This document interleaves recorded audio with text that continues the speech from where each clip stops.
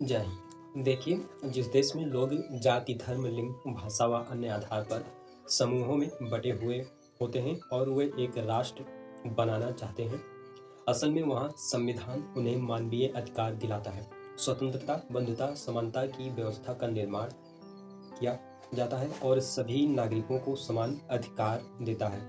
इंसानों के बीच में भेदभाव अपराध घोषित करता है। 1950 के बाद दुनिया के लगभग 50 देशों ने अपना संविधान बनाया, जिसमें भारत पहला था।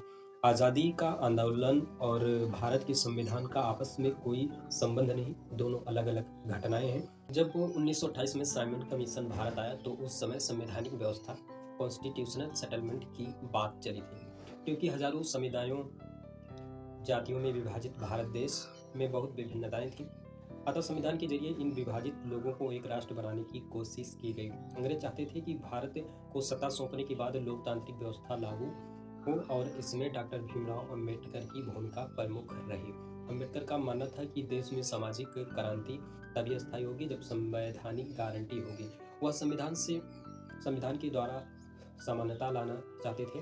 संविधान मुख्य रूप से 3 उद्देश्यों की पूर्ति करता है। किसी देश में सामाजिक क्रांति के बाद जब आज़ादी मिलती है, सत्ता एक हाथ से निकलकर दूसरे हाथ के पास जाती है। कई बदलाव होते हैं और लोग पहले के नियमों व कानूनों को नहीं मानते, नए नियम नहीं होते हैं, तो ऐसी दशा में संविधान की जरूरत होती है।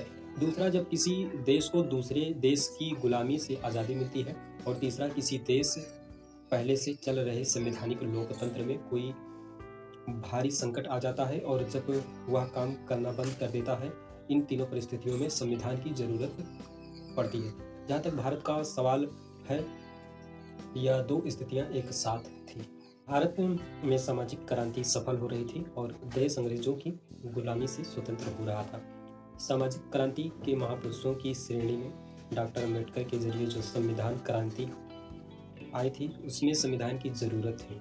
सच्चाई तो यह है कि भारत में राजनीतिक क्रांति के बजाय सामाजिक क्रांति के कारण संविधान का निर्माण हुआ, क्योंकि जो लोग राजनीतिक क्रांति में सक्रिय थे वे भारत में संविधान बनाना ही नहीं चाहते थे। वे बिना संविधान के ही देश को चलाना चाहते थे। लेकिन यहाँ मजबूत सामाजिक क्रांति के कारण राजनीतिक लोग चाहकर भी संविधान निर्माण को रोक न पाए।